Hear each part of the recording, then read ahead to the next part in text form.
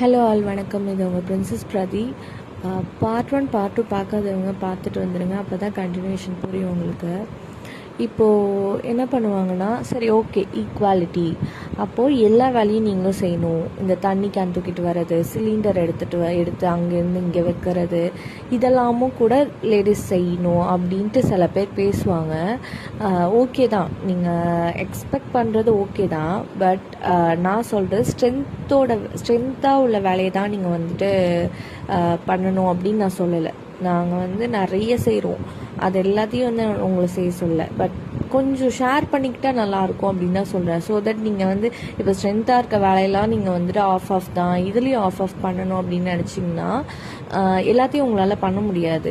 ஏன்னா இப்போ ஒரு சைல்ட் பர்த் ஆகுறாங்க அப்படின்னா அவங்களுக்கு கிட்டத்தட்ட 5 liters blood பாடியில் இருக்குன்னா அதில் 2 liters ஆஃப் blood அவங்களுக்கு லாஸ் ஆகும்.